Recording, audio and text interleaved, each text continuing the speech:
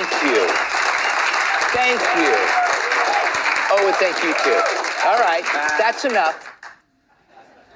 Liberal knees buckle every time Don gets a chuckle. Politico just published a 2,500-word piece called In on the Joke, the comedic trick Trump uses to normalize his behavior.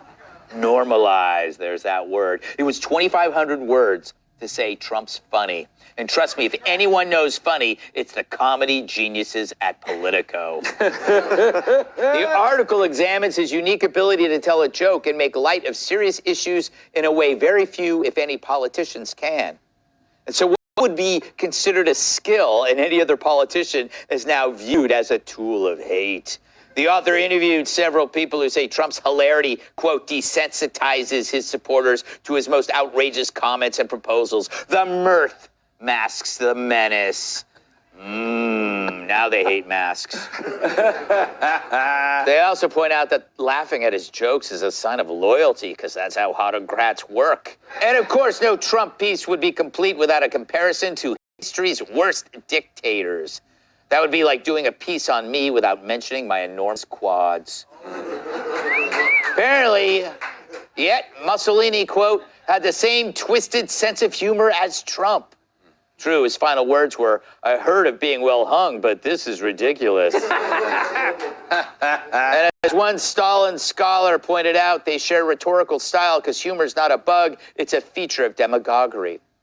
Which is odd. So Trump's funny. And the left's response is to say, well, so are dictators. Well, sorry, Politico, I don't find Hitler or Stalin as amusing as you do. And so what better way to honor Trump than with a montage of his greatest, latest hits? Roll it. I got indicted more than Alphonse Capone. Did anyone ever hear of Al? You know, they call him Scarface. Had a little scar in there. I'm sure it was a minor accident. But Al Capone, you looked at him a little bit askance. He blew your brains out. That's a big stat. That's like, you know, Babe Ruth hit the most home runs, or Barry Bonds. I don't know. Who the hell is it? Adam Shifty Schiff with a neck like a pencil. He's got... I said, how does he hold up that fat, ugly face with a neck? With a neck? No, it's like... The left can't handle that it's Trump the stand-up against their candidate who can barely stand up. But if getting laughs is the sign of a dictator, one thing's for sure. We've got nothing to fear from Jimmy Fallon. There it is, Jimmy. See? And I felt bad for taking a shot at you in the 8 o'clock. Never feel bad, Jimmy. Feel bad about your material. There it is.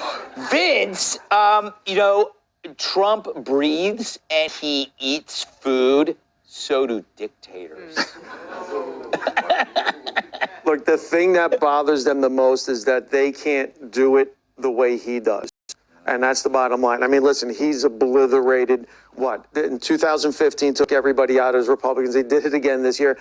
And people think, like, they're giving him too much credit, thinking it's a trick. He's a talker. Yes. This is what he does. Yes. And it's not, they're saying normalize. No, it's relatability. Yeah. Go on any social media thread, I don't care what it's about, and not even a third of the way down, it's just people trashing each other. And he does that. So that's what makes him relatable. It's like, oh, yeah, I do this too. This is exactly what happens. This is, you know, and I have to be honest, I missed that in the beginning of his thing. I was like going, this is unseemly. All he was doing was just talk. Yeah. And I do that every day. I kind of realized. We all do. Yeah. I realized I was a hypocrite, Jimmy, by like constantly, like I was criticizing the way he was talking while doing the same thing. I think what adds to Trump's humor is the outrage to it. Yeah. Right? It's like you get 2 hits for the price of 1. He'll say something funny, and then everybody flips out. So it's twice as funny. And the things that get the most flip outs become parts of his routine. Yeah. Okay? They become the staples. Like, I'll give you an example. Like, when you go to a Trump rally, it is the new Rocky Horror Picture Show, in that everyone there knows every word to the show. Like, when you're at a Trump rally, Greg, they'll be like, we can't go to the bathroom. They're about to do lock her up. Yeah, you know what I mean?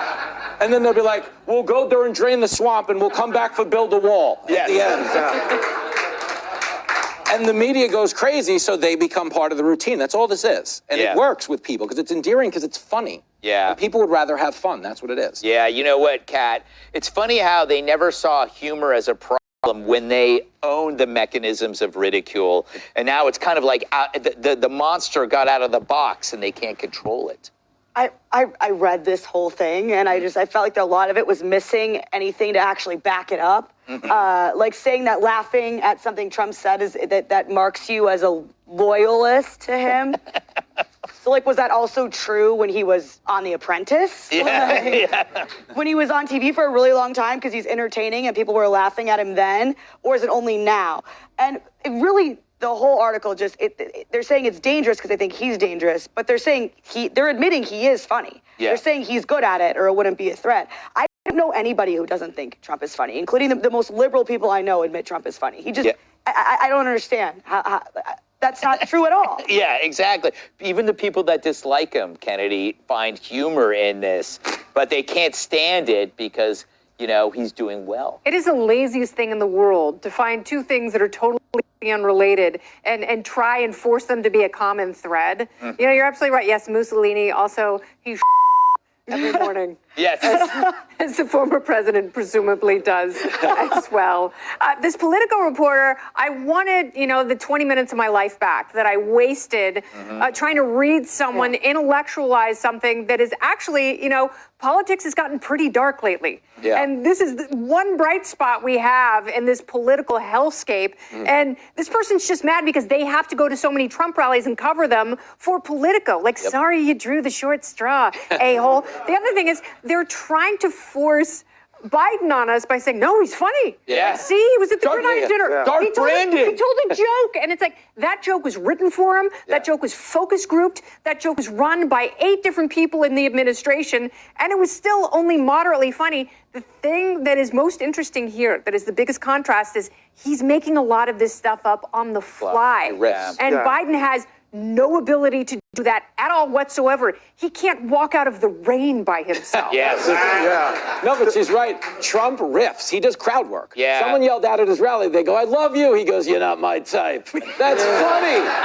That's funny. The thing that would have made this story great and funny is having Trump read the political stories to everybody. Yes, he might have to do like bedtime, story time. It is funny. He makes stuff up on the fly, and Biden can't zip his up. Up next, a professor says you're racist inside if you're a groom or a bride.